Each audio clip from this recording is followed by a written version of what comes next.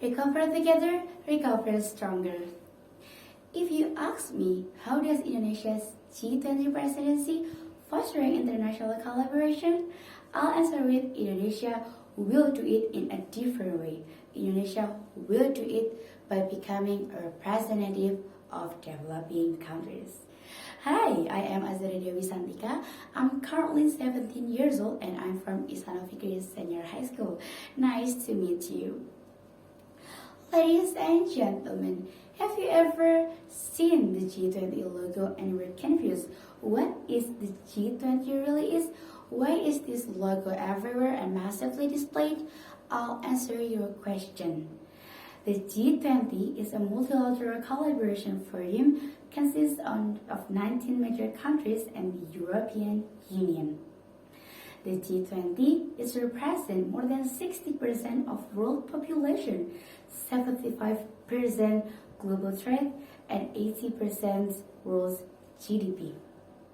Formed in 1999, at the initiation of G7, the G20 embraces developed and developing countries to jointly overcome the crisis, especially those that hit Asia, Russia, and Latin America. The goal of G20 is to achieve strong, sustainable, balanced, and inclusive global growth. The G20 was originally a meeting of Minister of Finance and Central Bank governors. The G20 consists of finance right and shareholders right. This year, 2022, Indonesia will become the presidency of G20. What is Indonesia's G20 presidency? Unlike most multilateral forums, the G20 doesn't have a permanent secretariat. The function of presidency is held by member states, which changes every year. As the stipulated of Riyadh Summit in 2022, Indonesia will assume the G20 presidency in 2022. With the handover taking place at the end of Rome Summit 30 and 31 October 2021. Recover together, recover stronger, like the sentence I said at the very beginning of my speech. This is Indonesia's G20 presidency theme. Through the theme, Indonesia wants to invite the whole world to work hand in hand, support each other, recover together, grow stronger and more sustainable. At the very beginning of my speech, the sentence I said also actually a question. How does Indonesia's G20 presidency fostering international collaboration? What we are talking about is not only about Indonesia will provide a strategic place for meeting that will discuss about in health, economy, social and political affairs, but it's about doing it in a different way.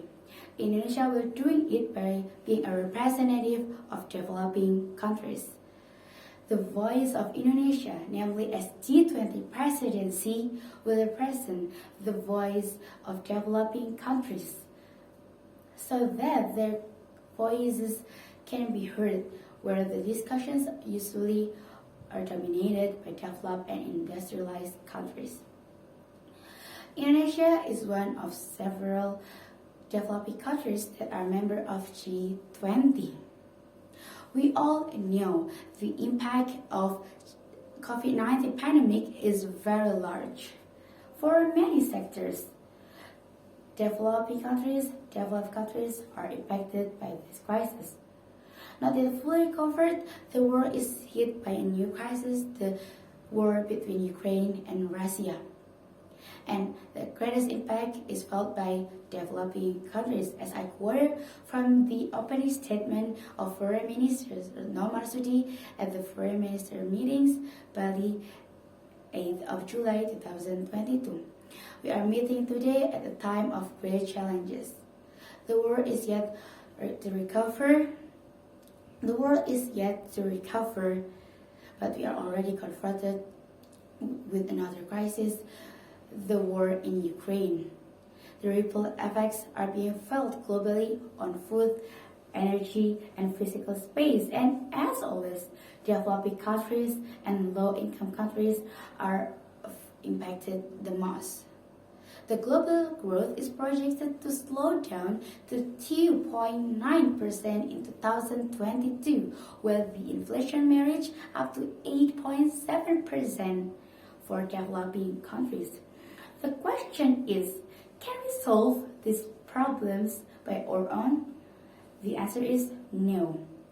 Global challenges require global solutions. Ladies and gentlemen, from this statement, we can see that this current crisis in the world can only be handled if we work together, if we support each other. Developing countries are impacted the most, but developed countries also impacted by this crisis. Developed countries need developing countries, as well as developing countries need developed countries to recover together. As I quoted to from the opening statement of Foreign Minister Marsudi, multilateralism is the only mechanism where all countries, regardless their size and wealth, stand on equal footing, are treated equally. The voices of all countries, big and small, north and south, developed and developing must be heard. This is why Indonesia presidency invited for the first time to be a representative of small island developing countries. Ladies and gentlemen, we can also know from this statement, this crisis can only be done if we work together. Multilateralism is the key for international collaboration to be a success. Multilateralism is where all countries stand together on equal level, work together and support each other. Multilateralism is the key. Therefore, Indonesia, namely as the G20 Presidency and as a representative of developing countries, balancing the voice, the discussions that dominated by developed countries and industrialized countries to build a very world governance.